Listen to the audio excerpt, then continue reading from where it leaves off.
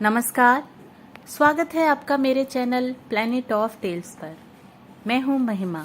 आज मैं आपको सुनाऊंगी मालती जोशी द्वारा लिखी हुई कहानी मोरी रंग दी चुनरिया। तो आइए कहानी की शुरुआत करते हैं। सफर की थकान इतनी थी कि बिस्तर से उठने का मन नहीं था, पर खुशी के मारे नींद नहीं आ रही थी। यह खुशखबरी किसी को सुनाने के लिए मन व्याकुल हो रहा था। कम से कम जया को तो बताना ही पड़ेगा, नहीं तो वह मेरे प्राण ले लेगी। वैसे भी आज की खुशी पर सबसे ज्यादा हक उसका ही है। इसी ने इस रिश्ते के लिए इसरार किया था, वरना हम नौकरी पेशा लोग इतनी ऊंची उड़ान भरने के काबिल कहाँ थे। पर उसी ने बार बार कहा, दीदी मेरा मन कहता है मृणाल की शादी यहीं होगी। तेरे मुंह में घी शक्कर। सिर्फ घी शक्कर से काम नहीं चलेगा, चंदेरी साड़ी लूंगी। अरे बनारसी ले लेना, शादी तो होने दो। बनारसी साड़ी गौतम की शादी पर लूंगी, लड़की की शादी में तुम्हें ज्यादा नहीं मोड़ूंगी। मृणाल के लिए मैंने जब से लड़के देखना शुरू किया है, जया उसे अपना कर्तव्य मान बैठी है। मृणाल पर उसकी अपार ममता है। ऐसे वैसे घर की बात तो मुझे सोचने भी नहीं देती। एक ही तो लड़की है दीदी, उसे इस तरह निपटाने का भाव मत रखो। 1-2 साल में वह बूढ़ी नहीं हो जाएगी। देर लगे कोई बात नहीं, पर घर वर दोनों खूब ठोंक बजा कर देख लो। ये तो कई बार मजाक में कहते हैं। अच्छा हुआ प्रिंस चार्ल्स की शादी हो गई, नहीं तो तुम्हारी सहेली वही बात चलाने को कहती। मैं जया की व्यथा कथा जानती हूँ, इसलिए उसकी व्यग्रता समझती हूँ, पर इन लोगों को यह कौन समझाए, कितनी बार समझाए। जया 4 बजे कॉलेज से लौटती है, तब तक तो मुझे सब्र करना ही था, पर उसके बाद मैंने 1 मिनट की भी देरी नहीं की। टैक्सी में बैठे बैठे यही सोच रही थी कि जया कितनी खुश होगी। खुश तो बाद में होगी, पहले तो मेरी अच्छी खबर लेगी। बिना बताए ही चली गई थी मैं, पर क्या करती, मजबूरी थी। मृणाल ने साफ मना कर दिया था, इसी शर्त पर जाने पर राजी हुई थी। लड़कियों का इस तरह प्रदर्शन करना हमें भी अच्छा नहीं लगता, पर वे लोग यहाँ आने को तैयार न थे। बोले, आप लोग बिटिया के साथ यहीं आ जाइए। इन दिनों हमारी बेटियां भी अमेरिका से आई हुई हैं, उनसे मिलने के लिए सारा परिवार यहाँ इकट्ठा है। आप यहीं आ जाएंगे तो सबको सुविधा हो जाएगी। मन में ढेर सारी आशंकाएं लेकर हम लोग गए थे। लौटते वक्त मन में खुशी से सराबोर था। मृणाल सबको भाग गई थी। उन लोगों ने तो वहीं शगुन कर दिया। कहने लगे, सगाई बगाई का चक्कर रहने दीजिए, आप तो जितनी जल्दी हो सके शादी का इंतजाम कीजिए। ये लड़कियां 1-2 महीना भारत में रहेंगी, तब तक हो जाए तो अच्छा रहेगा। हम लोग किसी तैयारी से तो नहीं गए थे, जो कुछ पास था उसी से टीका कर दिया और शादी की तिथि निकलवा कर चले आए। मुश्किल से महीने भर का समय था और करने को कितना कुछ था। उन लोगों ने तो कह दिया था कि ज्यादा टीम टाम की जरूरत नहीं है, हम 20-25 लोग आएंगे, सब परिवार आएंगे, किसी होटल में इंतजाम कर दीजिए, शाम को फेरे हो जाएंगे, सुबह हमें विदा कर दीजिए। वे लोग तो इतना कहकर मुक्त हो गए, पर हमारे सामने तो प्रश्न चिन्ह खड़ा हो गया। इतने कम समय में कैसे कुछ हो पाएगा? लड़की की शादी कोई हंसी खेल है? मैडम कहाँ रोकना है? ड्राइवर ने पूछा तो होश आया कि मैं अपने गंतव्य पर पहुंच गई हूँ। जया के घर के सामने गाड़ी रुकवाकर मैंने जल्दी से पैसे चुकाए और उतर पड़ी। जया से मिलने की कुछ इतनी बेसब्री थी कि घंटी बजाते हुए ध्यान ही नहीं रहा कि दरवाजा खुला है। मैंने कुछ झेंपते हुए घर में प्रवेश किया। तब तक बड़ी भाभी बाहर निकल आईं। मैंने सोचा अब डांट पड़ेगी, क्या तुम्हें भी इस घर में घंटी बजाकर आना पड़ता है? पर भाभी कुछ नहीं बोली। मैंने ही क्षमा याचना करते हुए कहा, सॉरी भाभी, आपको डिस्टर्ब किया। जया कहाँ है? ऊपर अपने कमरे में। ऊपर जाने का रास्ता भीतर वाले बरामदे में से होकर था। हॉल से गुजरते हुए मैंने देखा कि 4-5 औरतें बैठी हुई हैं। जया की माँ उनसे बात कर रही हैं, पर सारा माहौल बड़ा गुमसुम सा है। मेरी बंगाली चौड़े पाड़ की साड़ी को उन्होंने इस तरह घूरकर देखा कि मुझे संकोच हो आया। अपनी कलफदार पटलियों को और लहराते पल्लू को सबकी नजरों से बचाने में मैं इतनी व्यस्त हो गई कि जया की माँ ठीक से नमस्ते भी न कर सकी। सीढ़ियां चढ़ते हुए भान हुआ कि उन्होंने भी तो मेरा कुशल क्षेम नहीं पूछा, इतने दिनों तक न आने का उल्हाना नहीं दिया। और तब याद आया कि बड़ी भाभी ने भी तो आज बात नहीं की। नहीं तो ऐसा कभी नहीं हुआ कि दोनों भाभीयों से मीठी रार तकरार किए बिना मैं ऊपर गई हूँ। जया के कमरे में एकदम सन्नाटा था। 24 घंटे चीखने वाला टेप रिकॉर्डर चुप था और महारानी पलंग पर लेटी हुई आशा पूर्णा देवी का कोई उपन्यास पढ़ रही थी। आह, दीदी आई हैं। मुझे देखते ही वह पुलकित होकर बोली और मेरा मन एकदम हल्का हो गया। नीचे इतना सन्नाटा था कि बस, मैंने कहा, और माँ जी के पास 2-4 औरत ऐसी शक्ल बनाकर बैठी हैं जैसे मातमपुरसी पर आई हों। उसने मेरा वाक्य पूरा किया। वे वाकई मातमपुरसी पर आई हैं। अरे, मुझे अब अपने कपड़ों पर सचमुच शर्म आ रही थी। कौन? मेरा मतलब है किसका देहांत हो गया? हमारे श्रीमान जी गुजर गए, उसने सपाट स्वर में कहा। कौन श्रीमान जी? एक ही तो थे दीदी, मेरी कौन 10-20 शादियां हुई हैं, उसने कहा। उसके बात करने का लहजा कुछ ऐसा था कि सांत्वना की गुंजाइश ही नहीं थी। और फिर सांत्वना भी किस लिए, जिस व्यक्ति का अस्तित्व ही उसके लिए अर्थहीन था। उसके मरने पर शोक और संवेदना का नाटक मुझसे नहीं हो सका, पर उसके घर में तो बाकायदा मातम मनाया जा रहा है। जिस व्यक्ति से तुम्हारा कभी कोई संबंध नहीं रहा, उसका शोक तुम लोग क्यों मना रहे हो? यही तो मेरी समझ में नहीं आता। हमें तो उन लोगों ने खबर तक नहीं दी। कोई सवाल ही नहीं था। किसी तीसरे व्यक्ति ने पत्र लिखा है जो यहाँ 4-5वें रोज पहुंचा है, और बस यहाँ बाकायदा मातम शुरू हो गया। इन लोगों ने मेरी चूड़ियाँ नहीं फोड़ी, यही गनीमत है। छी, कैसी बात करती हो, मैंने सिहर कर कहा। सच कह रही हूँ दीदी, मुझे कमरे में कैद करके रख दिया है। कॉलेज नहीं जाने देते, टीवी नहीं देखने देते, रेडियो नहीं सुनने देते, पानी भी मुझे मांगकर पीना पड़ता है। मुझे कोई घड़ा नहीं छूने देता। क्या कहती हो? सब अम्मा का पागलपन है। मेरी सास मरी थी तब भी यही नाटक हुआ था। मुझे तो सुनकर ही वितृष्णा होने लगी थी। पता नहीं जया कैसे सहन कर रही थी। अच्छा जया, चलूंगी अब, फिर कभी आऊंगी। मैंने एकदम उठने का उपक्रम किया तो उसने हाथ पकड़कर बिठा लिया। ऐसे कैसे चली जाएंगी? जो कहने आई थी वह तो कहिए। वह सब कहने का उत्साह ही कहाँ बचा था।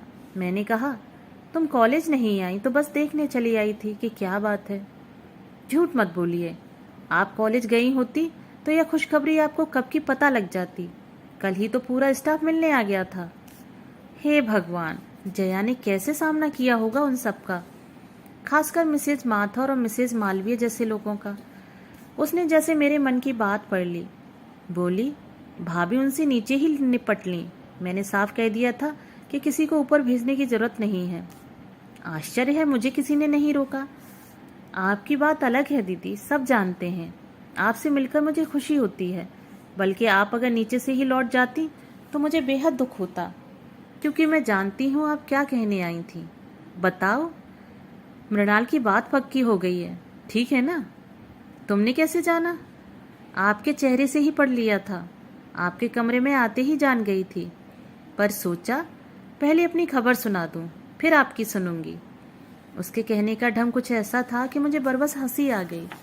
शौक और संजीदगी का जो आवरण ओढ़ रखा था वह गिर पड़ा।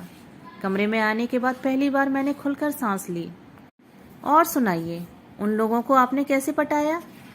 मैं जैसे एक क्षण की बाट ही जो रही थी, फौरन शुरू हो गई। जया से यह सब कहे बिना मुझे चैन भी नहीं आता। वहां का सारा हाल बयान करने के बाद मैं घर परिवार का वर्णन करने बैठ गई। संयोग से उनका सारा कुनबा इन दिनों वहां इकट्ठा था। मुझे सबको देखने सुनने का मौका मिल गया था। जया, मृणाल की मौसेरी सास तो एक नमूना है। अच्छा हुआ तुम साथ नहीं गई थी, नहीं तो मृणाल की हंसी पर काबू पाना मुश्किल था। शायद इसी वजह से शादी टूट जाती। अच्छा, उनमें ऐसी क्या खासियत है? अरे, पढ़ी लिखी तो कुछ खास नहीं है, पर दिन भर अंग्रेजी की टांग तोड़ती रहती हैं। हमारे यहाँ तो सर्वेंटों को बहुत प्रॉब्लम है। ये पिक्चर तो लेडीजों के लायक है। हमारे चिल्ड्रंस तो बहुत शैतान हैं। मैंने ठीक ही कहा था। मेरे मुंह से सुनकर जया को भी हंसी का दौरा पड़ गया था। वहां तो पता नहीं क्या करती, पर जया की हंसी एकाएक थम गई। मैंने पलटकर देखा, दरवाजे में छोटी भाभी खड़ी थी। यह किस बात पर इतनी हंसी आ रही थी? उनके स्वर में उपालम था। मैं तो शर्म से गड़ ही गई। जया ने जैसे मुझे उबारते हुए कहा, भाभी, मृणाल की शादी तय हो गई है। दीदी ने लगे हाथ सगाई की रस्म भी निपटा दी है। चलो ये तो बहुत अच्छा हुआ। भाभी ने निर्लिप्त भाव से शिष्टाचार निभाया। उसमें कहीं कोई खुशी का भाव न था, न उन्होंने घर या वर के बारे में कुछ पूछा। मैं एकदम उठ खड़ी हुई। जया, अब चलूंगी, बहुत देर हो गई। इस बार जया ने मुझे रोकने का प्रयास नहीं किया। भाभी पता नहीं किस काम से ऊपर आई थी, उसे भूलकर मेरे साथ ही नीचे उतरने लगी। बीच सीढ़ियों पर बोली, दीदी एक बात कहूँ, बुरा तो नहीं मानोगी? कहिए। ऐसे शुभ कार्य की चर्चा आज घर में नहीं करनी थी, इससे अपशकुन होता है। चर्चा मैंने नहीं, जया ने ही चलाई थी भाभी। उसने पूछा तो मुझे बताना पड़ा, नहीं तो शायद मैं वैसे ही लौट जाती। पर भाभी, मैं यह नहीं मानती कि इससे अपशकुन होता है। अब आप नए जमाने की हो तो आप क्या कोई पुरखा पुरनिया हो? आप इन ढकोसलों पर विश्वास कर लेती हैं? यह ढकोसला नहीं, रिवाज है दीदी। यह कैसा रिवाज है? जिस आदमी का इस घर से कोई संबंध नहीं रहा, जया कभी जिसकी देहरी नहीं चढ़ी, जिसके नाम से उसने मांग नहीं भरी, मंगलसूत्र नहीं पहना, 20 साल से जिसकी शक्ल भी नहीं देखी, उसका मातम आप लोग क्यों मना रहे हैं?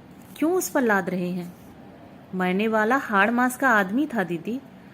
दुनिया में रोज सैकड़ों हाड़ मास के आदमी मरते हैं भाभी, लेकिन सबके साथ हमने फेरे तो नहीं लिए होते। मैं हतबुद्धि होकर उन्हें देखती रह गई। उसके बाद इस घर में एक पल भी ठहरना मेरे लिए दूभर हो गया। मेरी सारी खुशी हवा हो गई थी। मन इतना उद्भ्रांत हो गया था कि घर लौटकर मैंने नौकर को बिना बात के डांट दिया। कमरे की बेतरतीबी पर मृणाल को इस बुरी तरह झिड़की कि वह सिसकने लगी।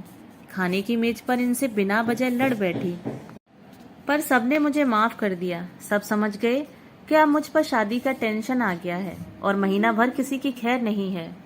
शादी? हाँ, पिछले कुछ दिनों से मैं केवल मृणाल की शादी के बारे में ही सोचती रही हूँ। सपने में भी रात को उसी की देखती हूँ। पर आज की रात जया के नाम थी। मेरे मानस पटल पर उसकी शादी के कई चित्र बनते बिगड़ते रहे। मैं उस शादी में उपस्थित नहीं थी। हम लोगों का परिचय तो बहुत बाद में हुआ, पर जो कुछ सुना था वह मेरी कल्पना शक्ति के लिए काफी था। बहुत ऊंचे घर में जया का संबंध हुआ था। 4 भाइयों का परिवार था। बड़े भाई पिता के साथ घर का कारोबार देखते थे। बीच वाले दोनों इंजीनियर थे। जया का दूल्हा सबसे छोटा और फिलोसफर किस्म का था। जया के पिता वहां 2-4 बार गए, पर उससे बात नहीं हो पाई। उन्होंने लड़कों से कहा, हो सकता है मेरा लिहाज करता हो, संकोच के मारे ना बोलता हो। तुम लोग जाकर मिल तो आई, ऐसा ना हो कि वह हकलाता हो या गूंगा बहरा हो। जया के भाई गए और तसल्ली करके घर लौट आए। गूंगा बहरा तो नहीं है, पर हाँ, घुन्ना है, बहुत कम बोलता है। अरे, उसे तो हमारी जया 15 दिन में तोता बना देगी, बड़ी भाभी ने कहा। सबने चैन की सांस ली और तैयारी शुरू कर दी। बारात बड़ी धूमधाम से आई थी। चारों सुदर्शन भाइयों को देखकर लोगों को राम जी की बारात याद आ गई थी। चढ़ावा तो ऐसा था कि सबकी आंखें फटी की फटी रह गई थी। शिकायत थी तो सिर्फ लड़कियों को। वर के तीनों भाई उसे इस तरह घेरे हुए थे कि छेड़खानी करने का मौका ही न मिलता था। जयमाला तक तो ठीक था, पर जब बाकी रस्मों पर भी वे बॉडीगार्ड की तरह साथ लगे रहे तो ममेरी बहन ने चुटकी ली, आप लोग पांडवों की तरह फेरे भी साथ ही लोगे क्या?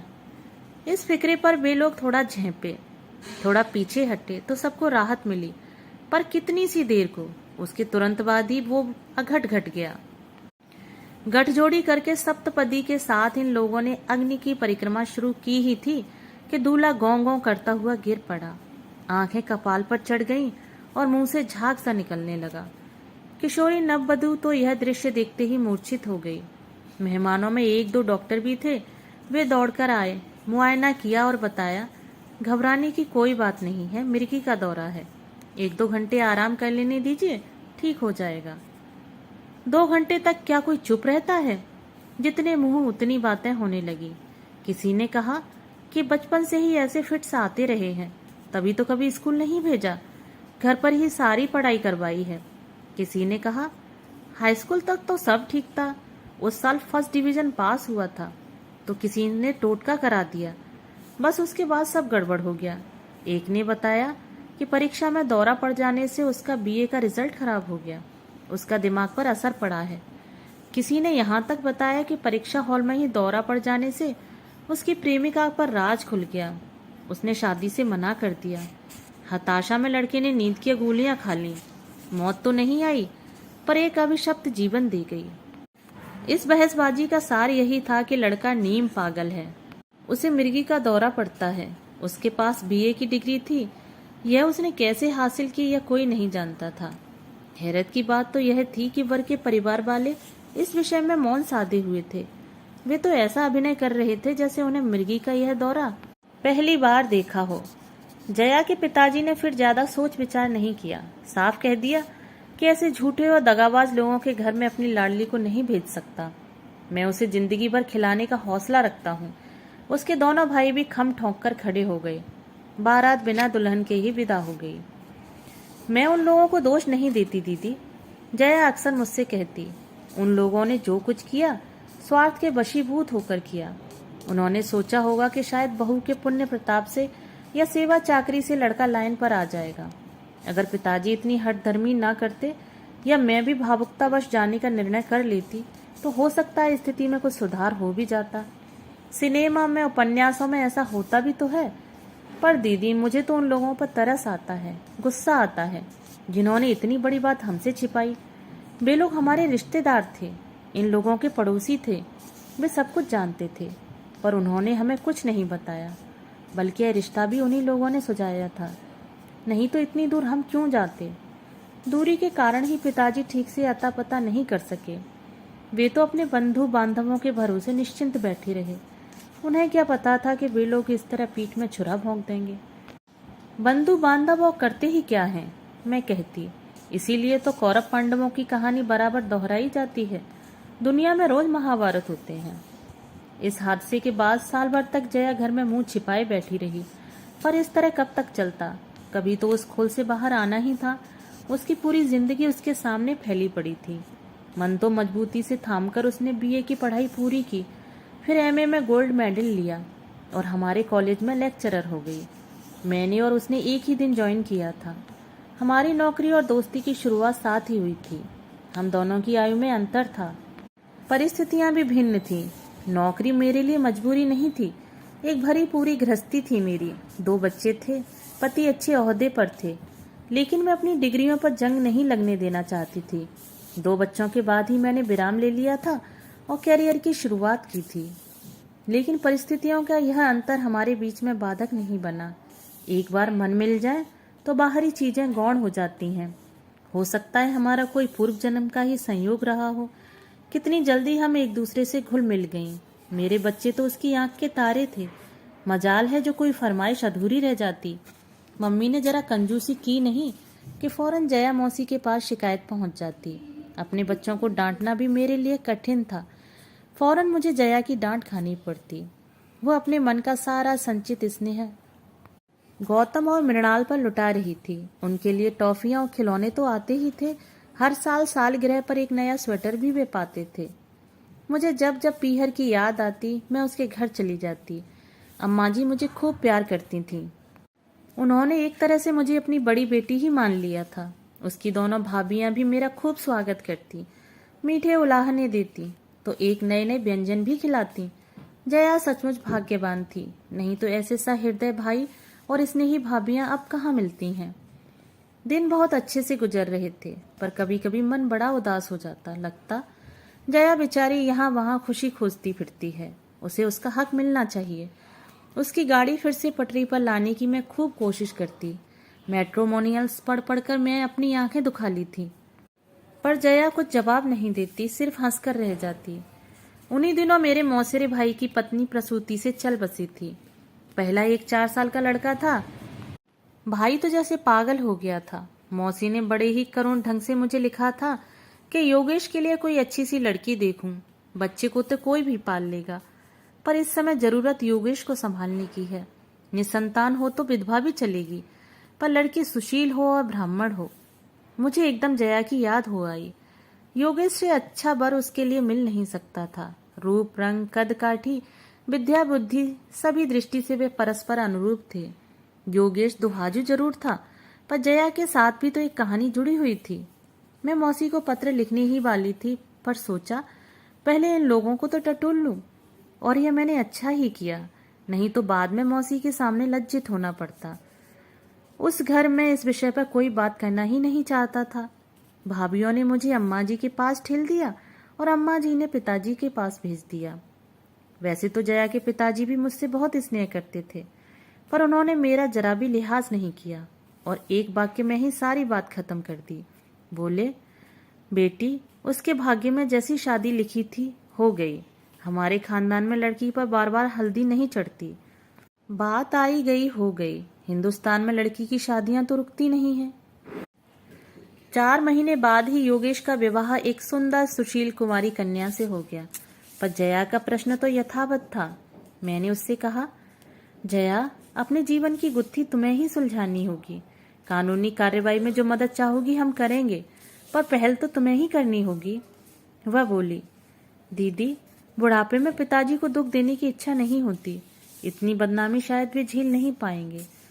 जब तक जया के पिताजी जीवित रहे, यह विषय फिर से उठाने का प्रश्न ही नहीं था। 3 साल पहले जब उनका देहांत हुआ, जया 35 पार कर चुकी थी। एक दिन यूं ही विषय छिड़ गया था तो बोली, इस उम्र में शादी करती कि अच्छी लगूंगी। इतनी निकल गई तो आगे भी कट जाएगी।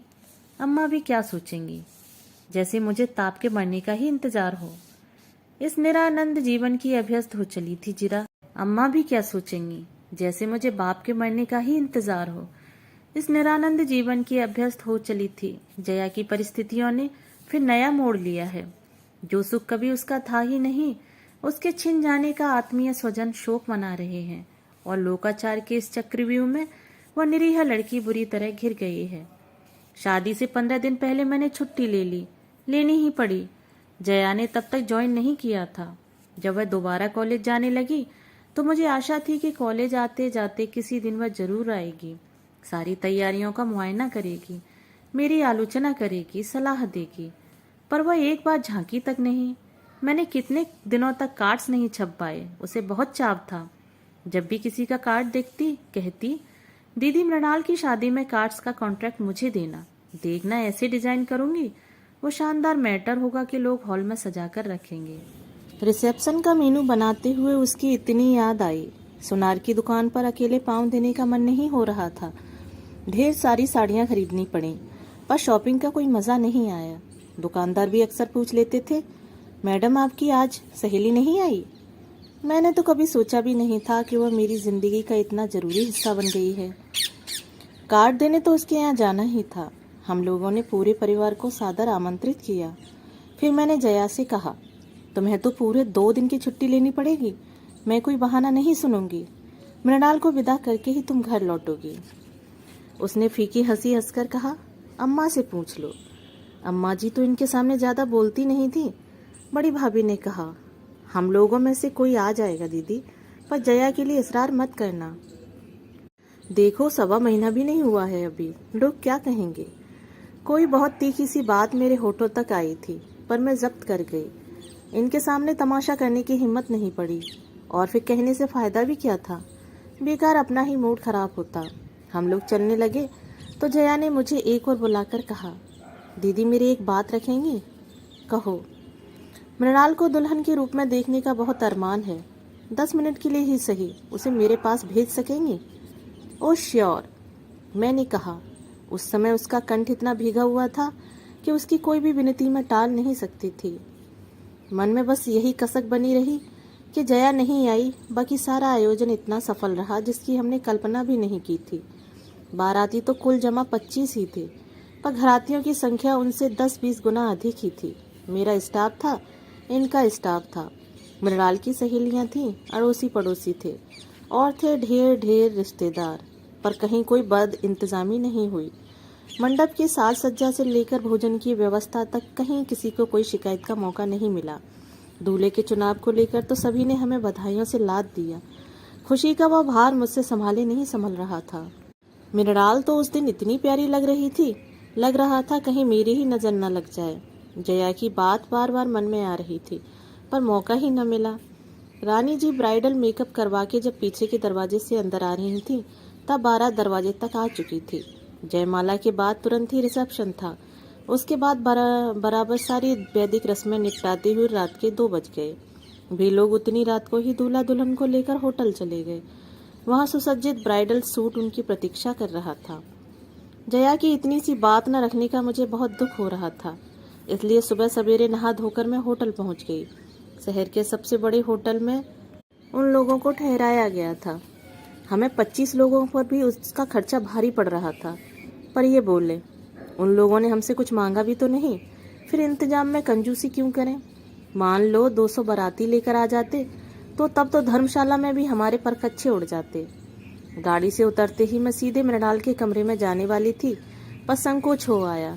फिर इन्होंने भी टोक दिया, go through proper chain madam. ठीक था, अब तो उसे हम अपनी मन मर्जी से हर कहीं नहीं ले जा सकते थे। उसके सास ससुर से पूछना जरूरी था। सौभाग्य से वे जागे हुए थे, हमें देखते ही अचकचा गए। अरे, आप लोग सुबह सुबह? जी, बस देखने चले आए थे कि आप लोगों को कोई असुविधा तो नहीं। अरे नहीं जी, बिल्कुल नहीं। 10 बजे खाना बिल्कुल तैयार रहेगा। आप लोग वहीं आ रहे हैं ना? हाँ, बस अब सबको तैयार होने के लिए फरमान भेजते हैं। एक रिक्वेस्ट थी। समधिन को इतना मक्खन लगाने के बाद मैंने असल बात शुरू की। कहिए। मेरी एक सहेली कल शादी में नहीं आ सकी थी। मृणाल को वह बहुत प्यार करती है। जाने से पहले 10 मिनट के लिए दोनों वहां हो आएंगे तो उसका मन रह जाएगा। उसने बार बार कहलवाया है, लेकिन वे शादी में क्यों नहीं आई? क्या बीमार हैं? हाँ, बस यही समझ लीजिए। दरअसल उनके हस्बैंड की अभी अभी डेथ हुई है। अब इन्हें बीच में बोलने की क्या जरूरत थी? कौन सी बात कहाँ कहनी चाहिए, इसका विवेक तो पुरुषों को कभी होता ही नहीं। दरअसल बात क्या है बहन जी, मैंने कहना शुरू किया, पर चुप हो गई। जया की कहानी क्या इस तरह एक सांस में किसी को सुनाई जा सकती है? मुझे आश्चर्य हो रहा है मिसेज कुमार, अभी तो लड़की की हल्दी भी नहीं उतरी और आप उसे ऐसी जगह भेज रही हैं, अपने ही हाथों अपनी बेटी का असगुन कर रही हैं। आश्चर्य तो मुझे होना चाहिए था, मैंने तो कह भी दिया। बहन जी, आप तो यूरोप में 8-10 साल रह चुकी हैं, क्या आप भी इन चीज़ों को मानती हैं? यूरोप में रहने से क्या होता है? कोई हम अंग्रेज थोड़े ही हैं, अपनी संस्कृति थोड़ी ही छोड़ देंगे। मैंने उनके कटे बालों को, रंगे होठों को, तराशी भौहों को और अनावृत बाहों को देखती रही। विदेश सेवा में रत अपने पति के साथ मैडम ने सिर्फ चोला बदला था, मन तो अभी भी वही घोर परंपरावादी था, और घर परिवार में उनके इसी गुण की प्रशंसा होती होगी। फलाने को बहू इतने दिन फॉरेन रहकर आई है, पर अपनी संस्कृति नहीं भूली। ये कौन सी संस्कृति है? समधी जी ने शायद मेरे मनोभावों को पढ़ लिया था। खींचकर पत्नी से बोले, ये किस ढकोसलेबाजी में पड़ी हो? जाने दो बच्चों को, 2 मिनट में कुछ नहीं बिगड़ता। पति की अवमानना करने की ताब शायद उनमें नहीं थी। बोली, उन्हें जाने तो दीजिए। फिर मुझसे बोली, आप तो उनके साथ जाएंगी ना? अगर आपकी सहेली इन लोगों को कुछ देने लगे तो आप अपने हाथ से दीजिएगा, उनसे मत दिलवाइएगा। जया कुछ देगी यह तो निश्चित था। नए जोड़े को कोई भी खाली हाथ विदा नहीं करता। उस समय क्या मुझसे निर्मम आज्ञा का पालन हो सकेगा? मैं जया को खुशी देने जा रही हूँ, उसका अपमान करने नहीं। तो रहने ही देते हैं। मैं एकदम उठ खड़ी हो गई। आपने आशंका उठाई है तो अब मेरा मन डामाडोल होने लगा है। वही तो, वे खुश होकर बोली, हम लोगों के इतने पुराने संस्कार हैं, वे सहज ही में थोड़ी ही जाते हैं। पुरुषों को तो किसी चीज का विधि निषेध नहीं है, पर हम लोग तो इतनी लापरवाह नहीं हो सकती। हर बात को 10 बार सोचना पड़ता है। उनका प्रवचन सुनकर पहली बार पछतावा हुआ। मृणाल के लिए घर ढूंढने में हमने कोई भूल तो नहीं की। मृणाल गई और एकदम घर सूना हो गया। मेहमानों से ठठासठ भरा हुआ था, फिर भी भाएं भाएं कर रहा था। यही तो फर्क होता है। बेटे की शादी होती है तो घर खुशियों से भर जाता है, पर बेटी के साथ तो सारी रौनक ही विदा हो जाती है। करने को तो अब भी कितने काम थे, पर पहले वाले उत्साह का कहीं अंश मात्र भी शेष नहीं था। 4-5 दिन बाद फोटोग्राफर एल्बम बनाकर दे गया तो मुझे जैसे एक खिलौना मिल गया। मैं घंटों बैठी अपनी लाडली को निहारती रहती, घर आने जाने वाले को दिखाती रहती। उस दिन भीड़ भाड़ में तो मैं किसी को ठीक से देख ही नहीं पाई थी। मेरे मन मस्तिष्क पर तो मृणाल और किशोर छाए हुए थे, पर अब फुर्सत में बैठकर मैं सबका मुआयना कर रही थी और सहसा मेरी आंखें जया की भाभी पर अटक गई। उस दिन केवल उसके छोटे भाई और भाभी ही आए थे। बेबी खाने के लिए नहीं रुके, बस लिफाफा पकड़ाकर चले गए थे। कैमरे ने उन्हें वर वधू को आशीर्वाद देते हुए कैद कर लिया था। भाभी की साड़ी देखकर मेरे मन पर सांप लौट गया। यह साड़ी थी जो हम लोगों ने पिछले वर्ष बंगलुरु में खरीदी थी। पिछले वर्ष कॉलेज की ट्रिप दक्षिण भारत गई थी। पूरे रास्ते में हम लोग साड़ियाँ और नग वाले गहने खरीदते रहे। जया ने गहरे रंग की कांजीवरम खरीदी थी जिसका लाल और सुनहरी बॉर्डर था। उसने कहा था, दीदी इसका उद्घाटन मृणाल की शादी में करेंगे। जया ने वही किया था। मृणाल की शादी में भाभी को वही साड़ी पहनाकर भेज दिया था। अच्छा हुआ जो उस दिन मेरा ध्यान नहीं गया, नहीं तो मूड इतना खराब होता कि बस।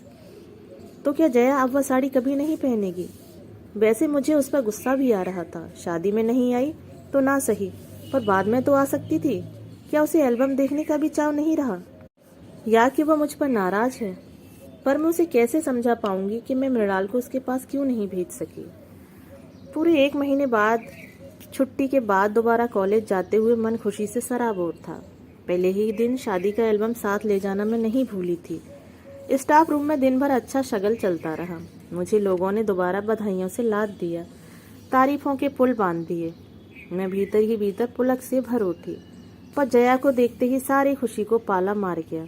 उसने तो सचमुच ही जैसे वैराग्य धारण कर लिया था। मुझे तो उसके पास बैठकर बात करने में भी संकोच होने लगा। मैं तो उससे लड़ने का इरादा लेकर आई थी। मुझे उससे माफ़ी भी मांगनी थी, पर दोनों ही बातें नहीं हो सकी। उसके सूखे चेहरे और रूखी वेशभूषा में अभ्यस्त होने से मुझे 4-5 दिन लग गए। उसके बाद मैंने कहा, जया बाजार कब चलना है? किस लिए? चंदेरी साड़ी लेनी है ना? अरे दीदी मैंने तो मजाक किया था। लेकिन मैंने तो मजाक नहीं समझा था। अब आप क्या लड़की की शादी की साड़ियाँ बांटती फिरेंगी? रहने दीजिए, गौतम की शादी पर सोचेंगे। लड़का हो या लड़की क्या फर्क पड़ता है? दोनों की शादी में माँ बाप को खुशी तो होती ही है। और फिर लड़के का क्या ठिकाना? कल तो कनाडा से एक मैम ले आएगा और कहेगा, मम्मी यही रही बहू आपकी। तब क्या होगा? मेरे सारे अनुमान धरे के धरे रह जाएंगे। मैम बहू आएगी तो क्या आप हमें साड़ी नहीं देंगे? फालतू बातें बंद। यह बताओ बाजार कब चलना है? अभी रहने दीजिए दीदी, अभी बाजार जाती क्या मैं अच्छी लगूंगी? जया यह तुम्हें क्या होता जा रहा है? मैंने कहा। कहना तो और भी बहुत कुछ चाहती थी पर चुप रह गई। सचमुच इस लड़की को क्या होता जा रहा है? कपड़े तो जैसे भी पहन रही है ठीक है, पर शरीर भी तो सूखता चला जा रहा है। ब्लाउज झूल रहे हैं, गालों की हड्डियां निकल आई हैं, आंखों के इर्द गिर्द स्याह घेरे बन गए हैं। क्या रातों को सो नहीं पाती? क्या इसने खाना पीना छोड़ रखा है? पहली वाली बात होती तो मैं चुटकी ले लेती। जया लगता है मरने वाले का गम तुम्हें सचमुच खाए जा रहा है। पर अब आपस में ना तो वह संवाद रह गया है, न जया के बुझे बुझे चेहरे को देखकर यह सब कहने का साहस होता है। उस दिन कैलेंडर की तारीख बदलते हुए याद आया, आज तो जया का जन्मदिन है। उसका जन्मदिन हर साल मैं ही मनाती थी, कुछ न कुछ उपहार भी देती थी। इस बार का उपहार तो यही था। जब मेरे बारवा कहने पर भी वह नहीं मानी तो एक दिन मैं खुद ही जाकर उसके लिए साड़ी ले आई थी। चंपई रंग की खूबसूरत चंदेरी थी जिस पर रुपहले बेल बूटे थे। यह जया का प्रिय रंग था। मैंने गुलाब जामुन सुबह ही बना कर रख दिए। पंडित जी को दही बड़ों के लिए कह दिया। सोचा और कुछ गरम में आकर बना लूंगी। उस दिन के लिए इनसे गाड़ी मांग ली। सोचा गाड़ी में डालकर साथ ही ले जाऊंगी। उसे खिला पिलाकर साड़ी पहनाकर ही भेजूंगी। उसका यह अकारण वैराग्य अब मुझसे झेला नहीं जा रहा था। किसी को तो पहल करनी ही पड़ेगी। वह अपने आप तो इस तथा कथित शोक से उबर नहीं पाएगी। पर कॉलेज जाते ही मुझे निराशा हाथ लगी। उस दिन फिर उसकी छुट्टी की एप्लीकेशन आई हुई थी। मेरी सारी व्यूह रचना व्यर्थ होकर रह गई। क्या करती है यह लड़की? हर 2 दिन बाद गायब हो जाती है। स्टाफ रूम में मैंने अपनी झल्लाहट उतारते हुए कहा, इसे नौकरी वोकरी करनी है कि नहीं?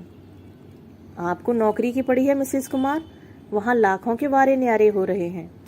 मिसेस माथुर का यह फिक्रा इतना अप्रत्याशित था कि मैं जड़ होकर रह गई। विश्वास न हो तो मिसेस गुप्ता से पूछ लो। मैंने मिसेस गुप्ता की ओर देखा तो वह बुरी तरह झेंप गई। बेचारी गौ महिला है, किसी के पचड़े में नहीं पड़ती।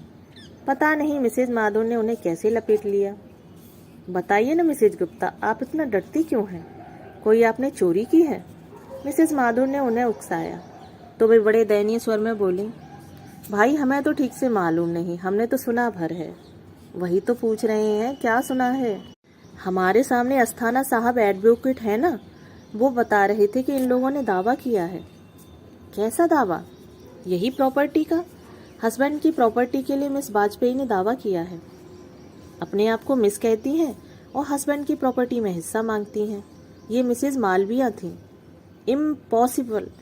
बड़ी देर बाद मेरे मुंह से निकला, जया कभी इतनी नीच हरकत कर ही नहीं सकती।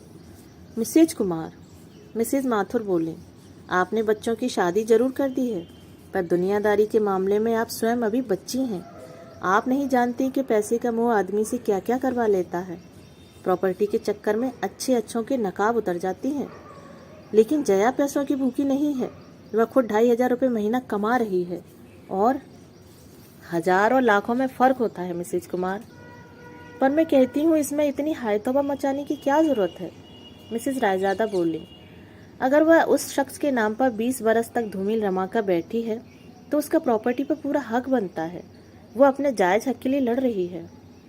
बात जायज या नाजायज हक की नहीं है मिस रायजादा, मैंने संजीदा होकर कहा। प्रश्न तो यह है कि जिस बंधन को कभी मन स्वीकार ही नहीं किया, उसके मन जरूर स्वीकार करता। मिसेज माथुर बोली, अगर मन यह पहले से जानता कि आसामी 5 लाख का है तो वो सारे बंधन स्वीकार कर लेता। 5 लाख? जी हाँ, जया के ससुर इस बेटे के नाम 5 लाख फिक्स्ड में छोड़ गए हैं।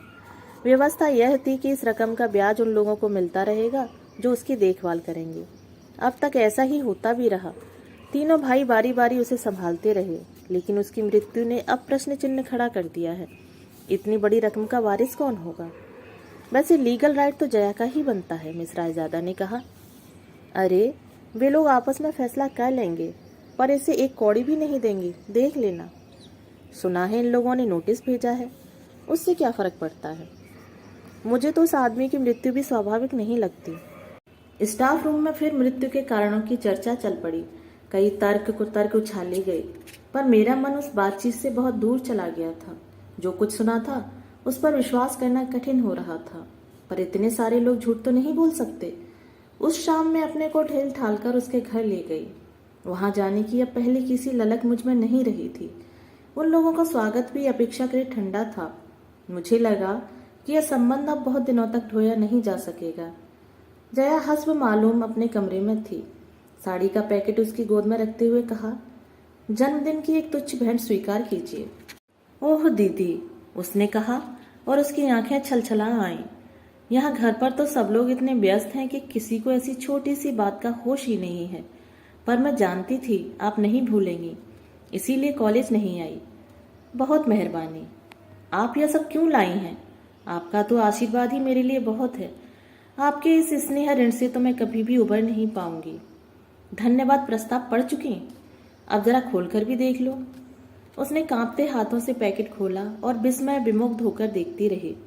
कुछ देर तक तो साड़ी को गोद में रखकर उसकी मुलायम सतह पर हाथ फेरती रही, फिर उसे गालों से लगाकर उसकी रेशमी छुअन को अपने भीतर समोती रही।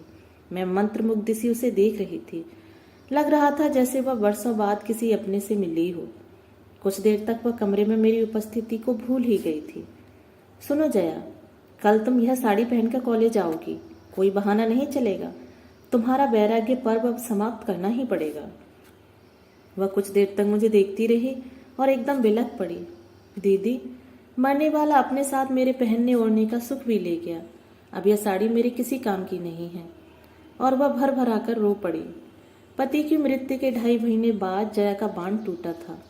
मुझे समझ में नहीं आ रहा था कि उसे सांत्वना कैसे दूं, क्योंकि मैं नहीं जानती थी कि उसके दुख की जाति क्या है। मैं सिर्फ उसकी पीठ पर बालों पर हाथ फेरती रही। मैंने उसे चुप कराने का भी प्रयास नहीं किया। इतने दिनों से संचित आवेग का बह जाना ही ठीक था। बहुत देर तक रो लेने के बाद वह कुछ हल्की हो आई। बड़े ही तरल स्वर में उसने कहा, अगर मुझे कुछ देना ही चाहती हैं दीदी, तो एक सफेद चिकन की साड़ी लाकर दे दीजिए। खुद जाकर खरीदने का साहस मुझ में नहीं है। तो तुम अब सफेद साड़ी भी पहनोगी? हाँ दीदी, बिल्कुल। टिनोपाल काइट साड़ी। उसे पहनकर औरत देवी लगती है। उसे देखकर दया भी उपजती है और श्रद्धा भी। मैंने ध्यान से सुना। उसकी बातों में वह पुरानी जया फिर से झांकने लगी थी। शायद जी भरकर रो लेने से मन पर पड़ी उदासी की परत धुल गई थी। मैंने फिर भी उसी मूड में उत्तर दिया, खबरदार जो कॉलेज में सफ़ेद साड़ी पहनकर आई, मैं गेट के भीतर कदम नहीं रखने दूंगी। कॉलेज की नहीं दीदी, मैं तो कोर्ट की बात कर रही हूँ। वहाँ तो सफ़ेद साड़ी पहनकर ही जाना पड़ेगा। अगर असहाय निराश्रित विधवा का रूप नहीं धरूंगी तो जज साहब पसीजेंगे कैसे? कितनी आसानी से बेतकल्लुफी से वह इतनी बड़ी बात कह गई थी। उसके माथे पर शिकन तक नहीं आई। मुझे भी तृष्णा सी होने लगी। क्षण भर पहले ममता से उमगता मेरा मन काट हो आया। तो मैंने जो सुना है वह सच था क्या? इसीलिए यह नाटक हो रहा है?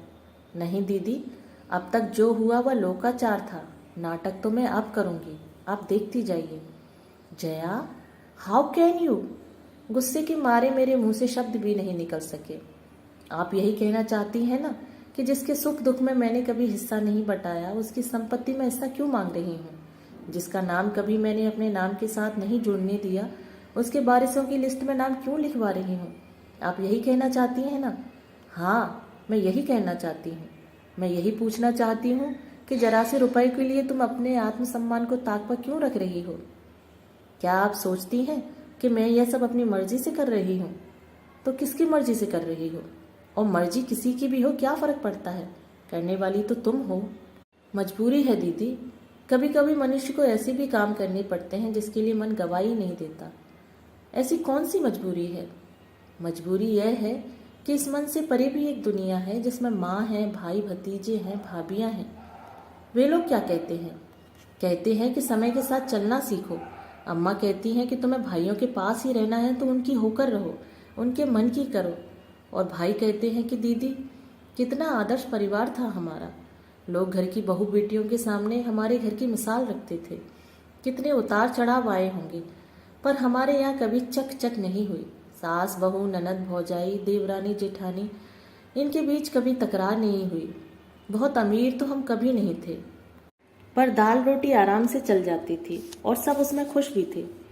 पर इधर कुछ दिनों से असंतोष की लावा सा फूट पड़ा है। पता नहीं कितनी अतृप्त इच्छाएं एकदम सिर उठाकर खड़ी हो गई हैं। बड़ी भाभी दिन रात बिसूरती रहती हैं कि पैसों के अभाव में महिमा की शादी अच्छी जगह नहीं हो सकी। अब कम से कम अणिमा के लिए ही अच्छा घर भर जुट जाता। छोटी भाभी कहती हैं कि इंजीनियरिंग में एडमिशन नहीं हुआ तो मयूर शायद आत्महत्या ही कर लेगा। पर भैया के पास कैपिटेशन फीस के पैसे कहाँ हैं? छोटे भैया का इस दड़बे में दम घुट रहा है और वे शहर से बाहर एक अच्छा सा फ्लैट खरीदना चाहते हैं। बड़े भैया कहते हैं कि पैसों का सुभीता हो जाए तो वे इस घर की ही काया पलट कर देंगे। और इन सब कामों के लिए तुम्हें बरेली वालों का रुपया चाहिए, यही ना? हाँ, भैया कहते हैं तुम किसी से भीख नहीं मांग रही हो, यह तुम्हारा कानूनी हक है। आखिर तुमने 20 साल तक तपस्या की है। ये तपस्या की बात तुम्हारे गले से उतरती है? ना उतरे तो उपाय क्या है? आखिर रहना तो इन्हीं लोगों के साथ है। तुम इतनी निरुपाय तो नहीं थी जया। अच्छी खासी नौकरी करती हो। नौकरी सिर्फ रोटी देती है दीदी, पर हिंदुस्तानी औरत को एक सुरक्षित छत चाहिए, फिर चाहे वह पिता की हो अथवा भाई की, पति की हो अथवा बेटी की। इसीलिए तो इस लड़ाई में अम्मा भी मेरे साथ नहीं है। इस चौथेपन में वो बेटों से बिगाड़ नहीं कर सकती। आखिर वे ही तो उन्हें मुखाग्नि देंगे। मेरा क्या है? मैं तो महज एक लड़की हूँ जो जन्म लेते ही परिवार पर भार बन जाती है। आई एम सॉरी जया, मैंने उठते हुए कहा। तुम्हारी परेशानियों को तुमसे ज्यादा कौन समझ सकता है? मैं तो यूं ही कुछ न कुछ कहती रहती हूँ, मेरे भाषण का बुरा न मानना। वह मुझे छोड़ने नीचे तक आई, पर हम दोनों में फिर कोई बात नहीं हुई। बैठक से गुजरते हुए देखा, घर के लगभग सभी सदस्य वहां उपस्थित हैं और गर्मा गर्म बहस चल रही है। जया, जरा इन लोगों की हिमाकत तो देखो। बड़े भैया ने एक कागज नचाते हुए कहा। क्या हुआ? अरे वे लोग तो तुम्हारी शादी को ही चैलेंज कर रहे हैं। लिखते हैं कि हिंदू विवाह नियम के अनुसार फेरों के बाद ही विवाह पूर्ण रूप से संपन्न माना जाता है। जयमाला कोई वैदिक विधान नहीं है, यह तो मात्र एक परंपरा है। मैं 10 गवाह खड़े कर दूंगा कि फेरे हुए थे, छोटे भैया ने जोश में कहा। तो क्या वे लोग 100 गवाह नहीं ला सकते? आखिर 5 लाख का मामला है। जया की इस व्यंग्योक्ति पर छोटे भैया चकित होकर उसे देखते रह गए।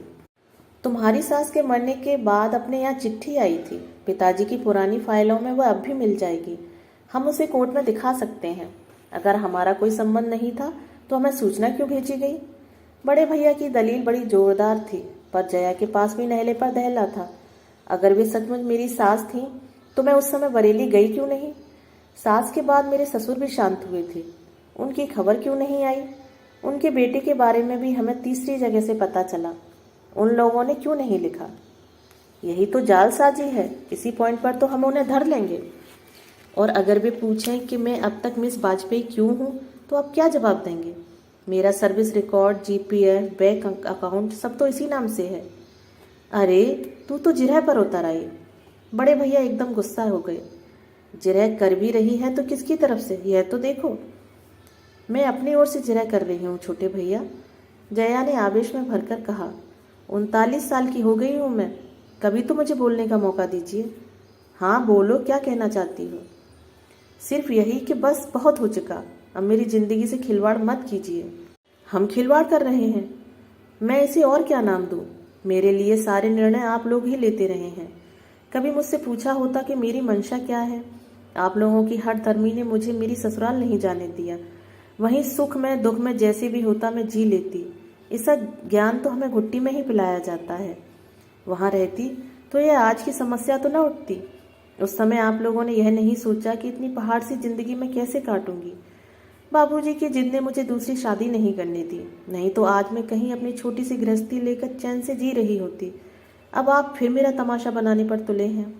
अब आप सबूत जुटाएंगे और कोर्ट दर कोर्ट साबित करते फिरेंगे कि मैं सचमुच मरने वाले की बेहता पत्नी हूँ। जिस गति से देश में दीवानी मुकदमे चलते हैं, उससे जाहिर है इसमें सालों लग जाएंगे। तब तक मेरे वजूद का क्या होगा बताइए तो? मैं कुंवारी हूँ या विवाहिता, विधवा हूँ या परित्यक्ता? सबको जैसे काट मार गया था। कमरे में इतने लोग थे, पर जया के स्वर की धार ने सबको गूंगा कर दिया था। बड़े भैया, उसने अश्रु विगलित कंठ से कहा, मैं आपके पांव पड़ती हूँ। आप चाहें तो मेरी सारी पेंशन, जीपीएफ, सीपीएफ अपने नाम लिखवा लीजिए, पर मुझसे ऐसा काम न करवाइए कि मैं अपने ही नज़रों में गिर जाऊं। मुझ पर इतनी मेहरबानी जरूर कीजिए। चलिए दीदी, उसने मेरा हाथ पकड़कर कहा, तो मुझे होश आया और शर्म भी। उस पारिवारिक ड्रामे की मूक दर्शक बनी मैं अब तक वहीं खड़ी थी। सॉरी जया, मैंने बाहर निकलते हुए कहा। मुझे बहुत पहले चले जाना चाहिए था। भाभी लोग पता नहीं क्या सोच रही होंगी। मुझे मालूम है वे क्या सोच रही हैं, और इनका सोचना बिल्कुल ठीक है। आज आप साथ थी इसलिए मैं इतना खुलकर बोल सकी, नहीं तो शायद फिर से वोट सी लेती और अपने में ही घुलती रहती। और फिर एकाएक तरल स्वर में बोली, दीदी अगर कभी जरूरत पड़ी तो आप पर भरोसा करती हूँ, निराश तो नहीं करेंगे। जया, मैंने उसका कंधा छूकर कहा, मेरे दरवाजे तुम्हारे लिए कभी बंद नहीं थे, तुम ही इधर का रास्ता भूल गई थी। रास्ता भूल गई थी, आपको नहीं भूल सकती। आपसे बढ़कर मेरा अपना है ही कौन? आप ही ने तो मेरे जीवन में दोबारा रंग भरने की कोशिश की है।